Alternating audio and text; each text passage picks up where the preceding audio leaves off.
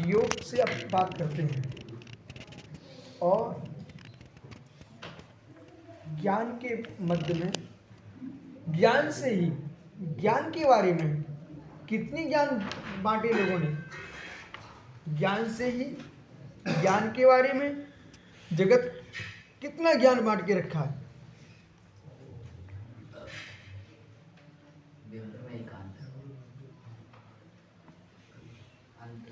विभ्रमेकांतेपि सर्वव्यवहार विशेष अनुपत्ति। विभ्रम एकांत में भी संपूर्ण व्यवहार की अनुत्पत्ति है। विभ्रम एकांत से कोई व्यवहार नहीं बनता। 24 घंटे भ्रम में पड़े रहोगे तो कैसे व्यवहार चलेगा? तो लोग व्यवहार ही नहीं चल सकता तो परमार्थ को छोड़िए। कुछ लोग 24 घंटे कि अभी तो शास्त्र तुम्हारे सामने है, अपन तो वैसे ही बोलते रहते हैं। ये भ्रमणशीलता का कारण है। अज्ञानी भ्रमशीलता भ्रमणशीलता का कारण है। तुम संसार में क्यों भटक रहे हो? भ्रम के कारण। घर में युद्ध क्यों होता है? सबके भाई भाई में युद्ध हो गया, माँ बेटे में युद्ध हो गया, पिता पुत्र गुरु शिष्य में। किसका? भ्रम के कारण। और ये जितने भ्रम में हैं सब भ्रमणशील हैं। गुरु शिष्य के बीच युद्ध हो किसके कारण? भ्रम के कारण। पिता पुत्र में युद्ध क्यों? भ्रम के कारण। इसलिए सम्यक ज्ञान में संशय विपर्यास ये तीन का अभाव किया गया है। भ्रम बहुत खोटी वस्तु है। अहो मुमुक्षु, अपने भ्रमण का नाश करना है तो सबसे पहले भ्रम का नाश कीजिए।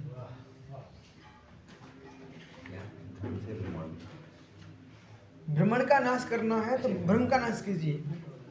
अहो ज्ञानियों, संसार भ्रमण से आत्मरक्षा करना है तो भ्रम से अपनी आत्मरक्षा कीजिए। सूत्र बन गया? कहाँ गया विषय? तो इस प्रकार से भ्रम तो जहां लोक व्यवहार नहीं चल पाता, कितना भ्रम। पति पत्नी के कितने बड़े बड़े झगड़े हो जाते हैं भ्रम के कारण। एक दूसरे प्राण ले लेते। किसी ने पत्नी ने किसी पर पुरुष से धोखे से बात के लिए पति ने देख ली, उसको भ्रम हो गया बस।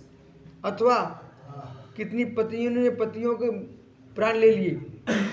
वो तुम वहां जा रहे हो बात करते थे, अच्छा अच्छा अच्छा हमको छोड़ के जा रहे हो, ऐसा करके उसने कितने बड़े उपद्रव खड़े कर दिए। तो भ्रम से तो एक बार पूछ लिया जाए भाई क्या बात है, शक का निवारण किया जाए। पर कभी कभी ऐसा होता तुम प्रेम से पूछने के बाद वो बोल गया तो संसार में जीना बहुत कठिन है।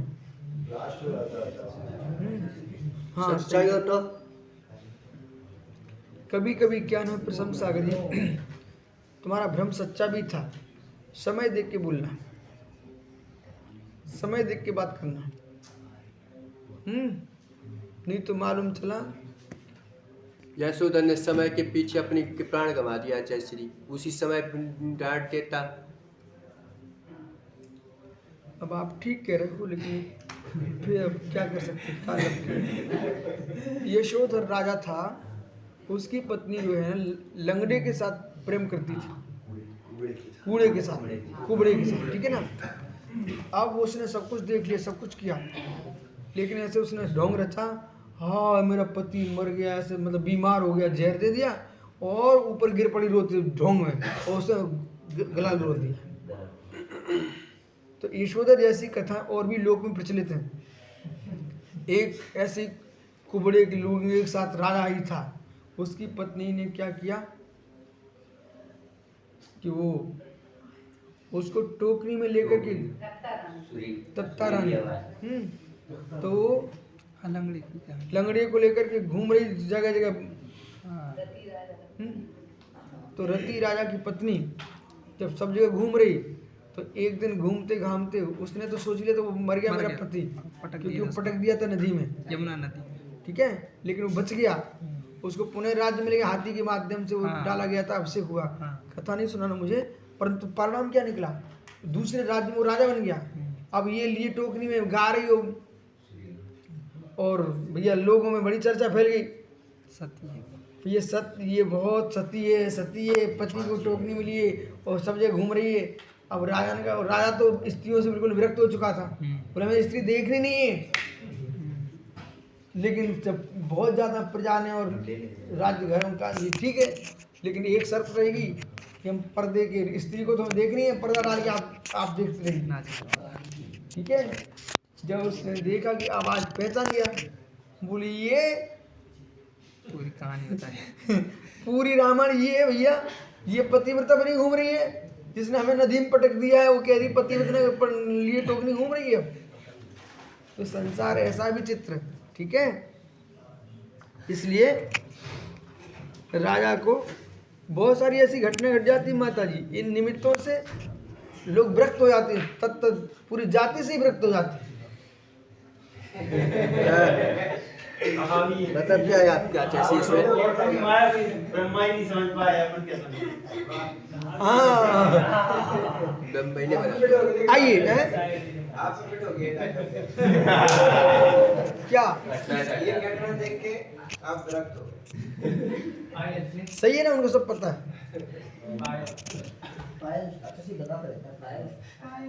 आइए, ये थे शिवपुरी में महात्मा जी, ये तो थे प्रसम सुब्र सागर। लेना ना देना यार, वो ललितपुर से कुछ बहनें आई दूसरे संघ की, कमरे में आके बैठ गई, रोने लगी। हमने कहा परमेश्वरी आप जाओ, हमें लेना ना देना, तुम दर्शन करने के लिए आए, यहाँ तुम लोग समाज क्या सोचेगी। बोले महाराज ने डांट दिया क्या इनको। बोले हमको पढ़ना, हम ये पढ़ना है, हम कोई माता जी संग में जाओ, हम नहीं पढ़ाते, ठीक है। अब ककरेटी में ऐसे हो गया, तब भी ये थे। बोले हमें दीक्षा लेना आपसे, हमें दीक्षा लेना। बोले हम गड़ी नहीं बनेंगे, तुम गड़ी नहीं बनेंगे, बनेंगे गड़ी नहीं। एक बोलती है ये सब पुराण क्यों आया, भ्रम के कारण आया, ठीक है ना। भ्रम एकांते भी सम विभार विशेष अनुपत्ति, भ्रम के एकांत में भी सम विभार नहीं देखा जाता। संशयादि विच्छेद एवं ही ज्ञानम, संशय आदि का विच्छेद है ना, वो ज्ञान से ही होता है। सम विभार हेतु न तो भ्रांते। क्या सुंदर बात कह रहे हैं। संशय आदि का जो विच्छेद होता है वो ज्ञान से होता है, भ्रम से कोई संशय का विच्छेद नहीं होता। भ्रम तो संशय खड़ा करता है। इसलिए जगती में आनंद में जीवन जीना है तो किंचित भ्रम खड़ा मत करो, आपका सुख आज ही से समाप्त हो जाएगा। यदि आपने भ्रम खड़ा कर लिया, ये गिर ना जाए मकान, क्या मालूम सही है कि नहीं। अब तुम मकान में नहीं बैठ पा रहे हो, हम गली में जाएंगे कोई गोली ना मार दे, तुम गली ही नहीं घुस पा रहे हो। ऐसा इसी के कारण जो कहते हैं ना, भय भय भय पहले उत्पन्न नहीं होता, भ्रम खड़ा होता है तब भय लगने लगता है। भ्रम से भय होता है, भ्रम से भय। शमशान में हम सोए कितनी बार, चिताओं के बीच में सो गए हम तो, एक भूत नहीं आया, लेकिन आदमी को जरा सी आवाज आए, हवा चले और तूफान आए, झाड़ियाँ हिले तो ये आदमी आ गया, तो भ्रम। अब आप लोगों के साथ अपन रहते हैं जंगलों में, थोड़ा दूरी तो आप कर देते हो, ठीक है, तो थोड़ा दूर अपन रहते ना, तो वहाँ एकांत में। अब एक बार तो ऐसा मत सुनो, एक बब्बा का टिपरिया थी कि नहीं, एक बाबा की टिपरिया थी थोड़ी दूर पर, ठीक है, और उसके बगल में फिर आप लोगों का एक मैदान था, उसके आगे थोड़ा झाड़ियों के थोड़ी दूर पर हमारा पाटा लगा हुआ था। आपको महाराज लोग हम सोच रहे थे, तो मालूम सोच रहे थे आज कोई देखो आता कि नहीं आता है। आज पूर्ण जंगल है और जंगल के बीच में कोई नहीं, हम ही अकेले ही रहे। गोटा में आया तो बस। आपको महाराज लोग अच्छे घर भ्रांते ज्ञान तो यदि सर्वेपि ज्ञानम भ्रांत स्यात्, महाराज में दूर कर देते। यदि सभी ज्ञान भ्रांत है, इतना सर्वपि ज्ञानम भ्रांतम स्यात्, क्या सभी ज्ञान भ्रांत है। ननु निश्चात्मपि ज्ञानम न बहिर। अब देखो विषय बदल जाएगा, ठीक है। अब यहाँ से देखो ये एक पढ़ ले, एक निश्चात्मपि ज्ञान न बहिरार्थलंबनम। अब ये जो बोध है ना, ये मात्र ज्ञान को ही सब कुछ मानता है, न मपि बहिरालंबनम, कोई बहि आलम्बन नहीं है। तस्य अहाति, उसका ज्ञान अद्वैत वादना, जो अज्ञान अद्वैतवादी है वो ये कहता है संपूर्ण ज्ञान ही है, बहिरालंबन नहीं है। ठीक है ना। तो ऐसा जो इसका कथन है, तो बिना प्रमेय के प्रमाण का बोध कैसे करेंगे? बहिर्प्रमेय के बिना अंतर प्रमाण का भी बोध नहीं होगा आपको, इसलिए आपका कथन विपरीत है, सम्यक नहीं है। अर्थ निश्चात के में ज्ञानम निश्रुप बोधकम, ये और नए दादा खड़े हो गए, ये नैयायिक खड़े हो गए। नैयायिक का इष्ट उपदेश में कोई श्लोक है क्या नैयायिक के खंडन के लिए?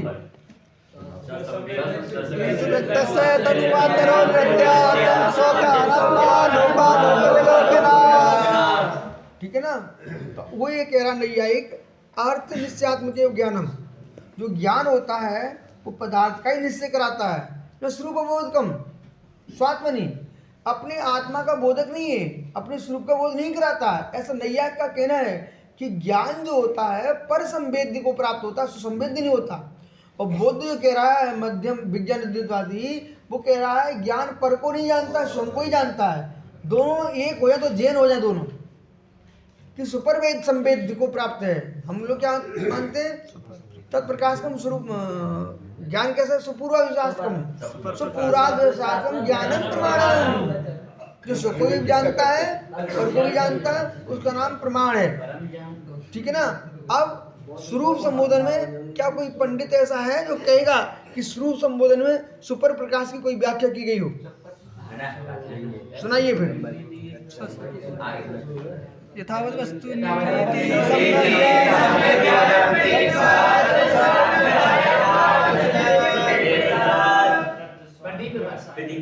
तुमने क्या क्या जोड़ डाला श्लोक में? हाँ, यथावत प्रणीति सम्यक ज्ञानम तदीपवत्, हाँ, तत्स्वाद व्यवसायात्मक कथन। बिल्कुल भी अच्छे नहीं लग रहे। ठीक है ना। तो स्व अर्थ को प्रदीप के समान सुपर पूर्वार्थ। ठीक है ना। चलो 1995 को मंगवाओ डोरी वालों को, अच्छा लगेगा। स्वात्मनि क्रिया विरोधी योगाध्याय। तो जो योग है ना, स्वात्म क्रिया को ही प्राप्त होता है, क्रिया विरोधाद। तो स्वक्रिया में विरोध खाता है, ये सम्यक नहीं है। आगे जो ना विज्ञान अद्वैतवादी की बात करेंगे।